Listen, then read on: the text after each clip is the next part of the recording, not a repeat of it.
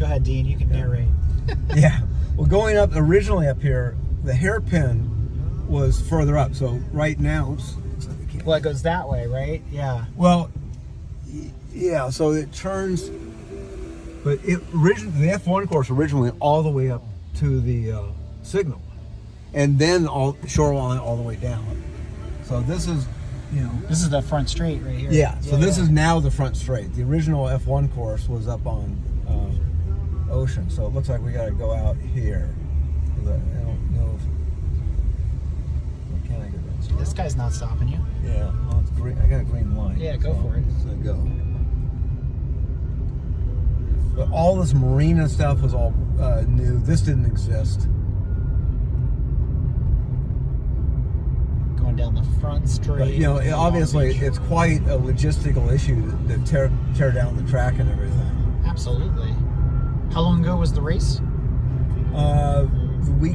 2 weeks ago, I guess it was. Yeah. So they're still taking it apart. Yeah. So imagine, we're in what is pit lane. Yep. And then the racetrack went on the outer side.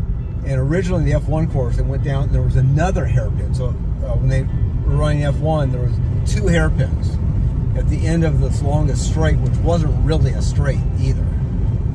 And then this, before the bridge, you end up making the left towards the fountain, right? Right. Okay. And I don't know right now what we can do. Well, not here.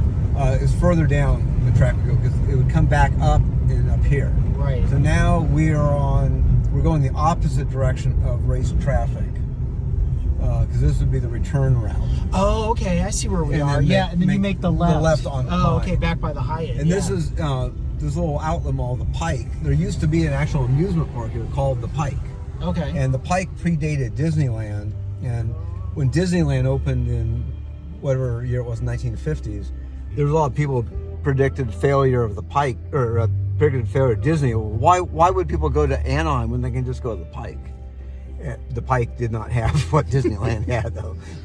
They were some roller coasters, and they were still running in the 70s when the first Formula 5000 race for Long Beach took place. The roller coasters were still running, but they were really sketchy. It's like you're looking at, when did they do maintenance on this? It's like it was really bad.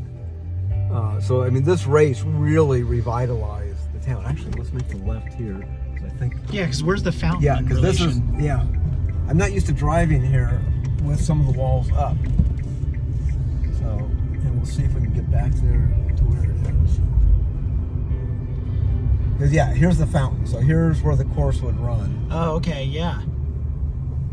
Look at that. Yeah, because then you go around the fountain, and then you go like that way, and you make a right, and you come back right where we were. Right. So the aquarium didn't exist in the early years. That's and they actually go around this against traffic. They go around it to the left-hand side. Correct. Oh, you can see the curbing over there too, where that Toyota is. So you can't really drive the course. Not legally. Not legally, yeah. All right, I'm going to say that every video game gets this wrong. It's a lot larger than it really turns out to be. So it's over that bridge and down about a mile where the Queen Mary is. Okay. So we're not actually that. You wouldn't want to walk to the Queen Mary from here. Okay, and then this is that box turn that you make. Oh, that's a lot longer from the fountain to here. Oh, look at that. You can see the curbing right by the stop sign. Yeah. Oh, you got to apex that. You got to hit it right over there. Perfect. Look at this. So the walls are here permanently, though, right? Or they take them down too? I think these walls are permanent. The ones along the front straightaway, most of the other ones are temporary. So obviously these they're taking up. So they come back here, and they've already taken up all of these. And then here's the left. You're getting into the left on Pine, a little further. Yeah, the next block over. Actually, we'd be in that lane over there. Yeah. So we're in the wrong lane for Pine. For where they apex the corner, but still, it's the general vicinity. Right. So, what's the chances that SRO is going to run down here when Long Beach is open? That's a great Gale question. I mean, a lot of it comes down to schedule and finances and everything else. I mean, and here again, you couldn't bring all 4 SRO series. Just not enough time on the schedule and not enough paddock space. But they could do a showcase, though, right? Where they World Challenge has run here many, many years, but it was always just World Challenge GT when it was the simple, just one class for GT. Touring cars never ran here. So we'd be turning down here. Yeah. Yeah. So this is towards the end of the course, and I'll show you the new area they built or created. In essence, you can tell the clout that the race had with the city because it was bringing in a lot of tourist dollars. Is they were able to do modifications to streets around here to make sure it would work for the race itself. And you were saying that this is the oldest street race or street circuit race in North America or in the United US, States. Yeah, Trois Rivières in Canada predates this by a few years. And there's that long list of cities that have tried street races and failed. Baltimore being one.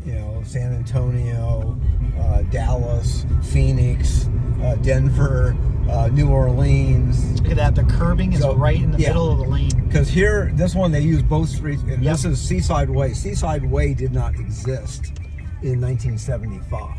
So this was a street that was created for the growth of the businesses, but also to make it permanent for the racetrack. Because now we're not interfering with the main traffic flow along Ocean Boulevard. Right. And so now you can see they're moving the concrete blocks out of here. Interesting. So can you get around that? Yeah, let's see. No one's driving as long as we keep our safe distance. Okay. This is pretty awesome. Behind the scenes at Long Beach. Yeah. But you can see a lot of cities think, oh, this is great. We just shut the town down for 3 days and we do this great event, brings everything. No, it's the logistics. What Jim McKinley and his team have done is, spectacular. It's from a logistics standpoint, very, very difficult. I think a lot of people don't realize just how challenging it is. Absolutely. It's so different to see it in person. And also the noise when the cars blast through here, the Indy cars in particular, just unbelievable. Yeah. And then what they set up here, also here again, it's hard to find enough space to have everything in one spot. So we got the Indy cars paddocked in a different area than IMSA. Absolutely. IMSA is paddocked down here, and they run on Saturday. They have to actually clear out by midnight on Saturday, because then they run a car show in this area on Sunday. Oh, jeez. Yeah. Talk about turnover. Yeah, but here again, they do that to make sure they've got all kinds of. They run concerts here on Friday and Saturday nights, but behind this wall is where the IMSA paddock would be. Okay.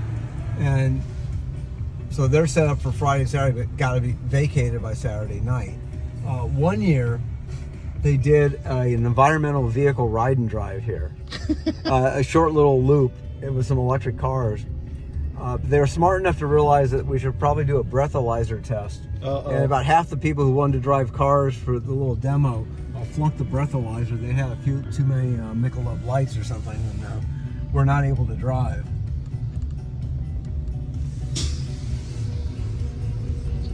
Well, Dean, that's super cool. I mean, to see a racetrack behind the scenes, this is really, really awesome. And I mean, not a lot of people get to see, I guess, the deconstruction of the racetrack. Yeah. But people take for granted the streets here in Long Beach every day that, a race happens here. I mean, I guess they're prepared for it. It's part of the culture.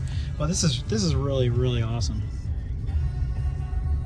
Like I said, it's been 20 years since I've been down to Long Beach. To see it again in person, especially right now where you can still tell where the track is, even though they're disassembling it, is really, really cool. Enough of the track. Should we move on? Yeah. Okay. Well, thanks for that, Dean.